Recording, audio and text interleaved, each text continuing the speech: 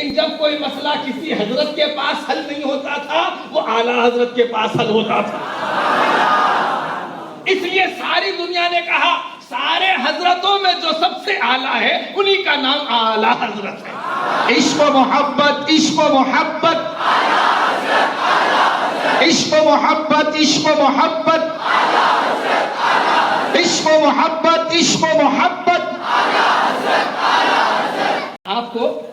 آپ نے ابھی حضرت امام اعظم ابو حنیفہ رضی اللہ عنہ کی بات سنی. آئیے اعلیٰ حضرت کے پاس چلتے ہیں. ایک مسئلہ آیا، ایک مسئلہ. نواب رامپور کی حویلی تھی، حویلی کی پیچھے مسجد تھی، مسجد اور حویلی کے بیچ میں ایک دیوار تھی. دیوار نہ حویلی سے ملی ہوئی تھی نہ مسجد سے ملی ہوئی تھی. دیوار کے تھوڑی دور کے بعد مسجد شروع ہوتی تھی، دیوار کی تھوڑی دور کے بعد حویلی شروع ہوتی تھی. نواب صاحب نے سوچا کہ یہ دیوار ہے، اس کو لگا کر اپنے پورے نوکروں کے مکانات بنا دیے. مکانات بنا دیے. قوم کے لوگوں نے کہا، گاؤں کے لوگوں نے کہا یہ آپ نے کیا کیا؟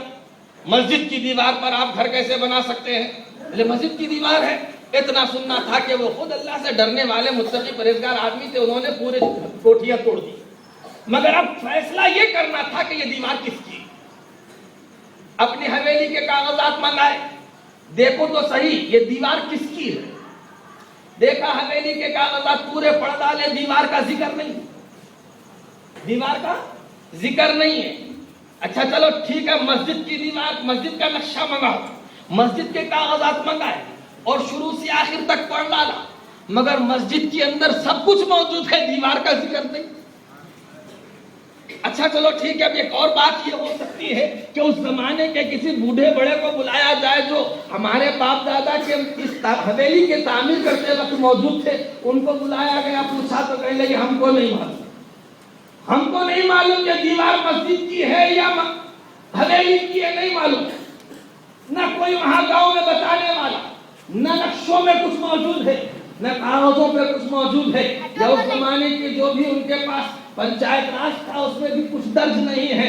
نواب صاحب بڑے پریشان ہوئے، آخر اس کا کیا حل کیا جائے. یہ دیوار کس کی ہے؟ یہ دیوار کس کی ہے؟ یہ سوچتے سوچتے کہنے لگے اب یہ کسی مولوی سے حل ہونے والا کام نہیں ہے. چلے سیدھا بریلیا، اعلیٰ حضرت کے پاس پہنچے.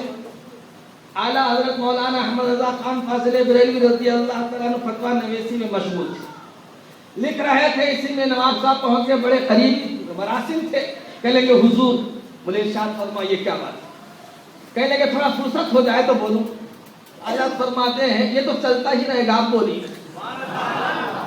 یہ بہت بڑا گمبھیر مسئلہ ہے. وہ یہ سوچ رہے تھے کہ اس مسئلے کے حل کے واسطے اعلیٰ حضرت کو بریلی سے رامپور لے جایا جائے اور وہاں لے جا کر اس بات پر مشاہدہ کروایا جائے اور پھر اس کے بعد ان سے مسئلہ پوچھا.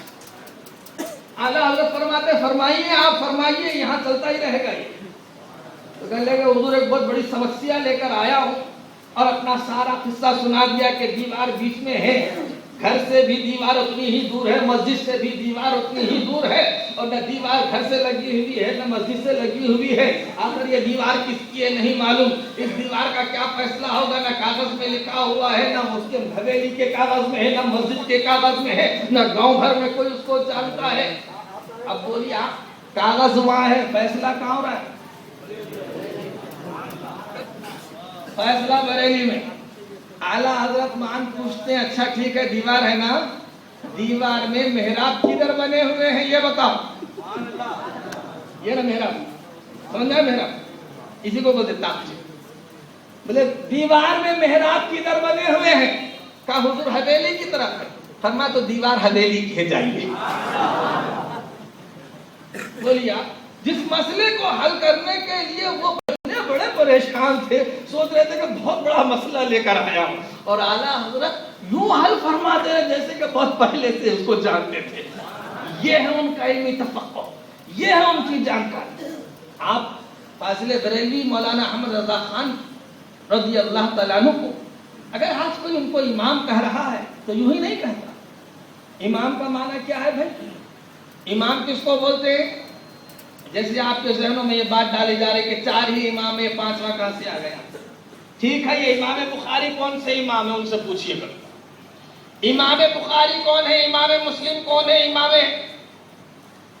ترمذی اور امام ابو داؤد، اور یہ سب حدیث میں جتنے گنے جا رہے ہیں سب امام.